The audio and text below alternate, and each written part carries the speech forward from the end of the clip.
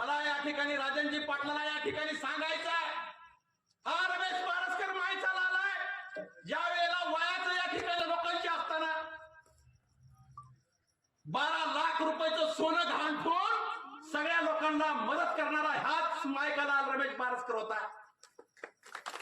आणि या ठिकाणी आमच्याच भागामध्ये येऊन कुठलाच मायका लाल सो खर्चात न करत ना असं सांगणारा एकीकड आणि सो खर्चात न करणारा एकीकड, मला कुठल्याच प्रकारचं व्यसन नाही। आताच या मावळ शहराचा नूतन नगराध्यक्ष सिद्धी वस्त्रे होणार हे काळ्या दगडावरची पांढरी रेघ आहे, मला आवर्जून सांगायचं। मला या ठिकाणी राजनजी पाटलाला या ठिकाणी सांगायचं आहे, हा रमेश बारसकर मायचा लालाय, ज्या वेळेला वयाचं या ठिकाणी 19-20 वर्ष होत त्यावेळेला पहिल्या वर्षी 50 सामुदायिक विवाह लावून दिले, याच मायका लालनं लावून दिलं। सलग 4 वर्ष सामुदायिक विवाह केलं, 185 सामुदायिक विवाह केलं, सो खर्चात याच मायच्या लालनं करून दिलं।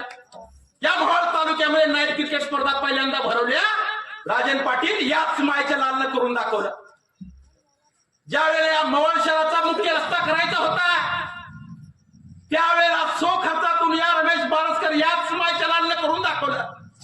ज्या वेळेला या कोरोना सारखी परिस्थिती या शहरामध्ये निर्माण झाली, हातावर पोट असणारा,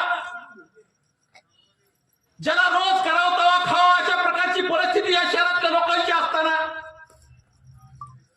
12 लाख रुपयाचं सोनं गहाण ठेवून सगळ्या लोकांना मदत करणारा हाच मायका लाल रमेश बारसकर होता। तुमचा साखर कारखाना असताना, तुमची कोट्यवधी रुपयाची इस्टेट असताना तुम्ही कोरोनामध्ये या मोहोळ शहरातल्या लोकांना काय मदत केली हे सांगा। तुम्ही इथला 15 वर्ष आमदार असताना इथल्या रस्त्याचा प्रश्न तुम्ही का सोडवला नाही हे सांगा। तुम्ही या ठिकाणी 15 वर्ष आमदार असताना या ठिकाणी खेळाडूसाठी क्रीडा संकुलन उभा का केला हे सांगा। तुम्ही या ठिकाणी 15 वर्ष आमदार असताना तुम्हाला सामुदायिक विवाह करता का आला नाही हे सांगा। आणि या ठिकाणी आमच्याच भागामध्ये येऊन कुठलाच मायका लाल सो खर्चात न करत ना असं सांगणारा एकीकड आणि सो खर्चात न करणारा एकीकड, मला कुठल्याच प्रकारचं व्यसन नाही। आताच सांगितलं या ठिकाणी मशालवाल्याने या ठिकाणी सांगितलं, या शहरामध्ये तुमच्या नगराध्यक्षाच्या उमेदवाराची कुठल्याही प्रकारची चर्चा नाही, तुमचा नगराध्यक्षाचा उमेदवार 3ऱ्या नंबरला फेकला गेला। मी आवर्जून या ठिकाणी सांगतोय, ज्या वेळेला मतदान झालं त्यावेळेला देखील माझी मुलाखत झाली, त्यावेळेला मी सांगितलं या मोहोळ शहराचा नूतन नगराध्यक्ष सिद्धी वस्त्रे होणार हे काळ्या दगडावरची पांढरी रेघ आहे, मला आवर्जून सांगायचं।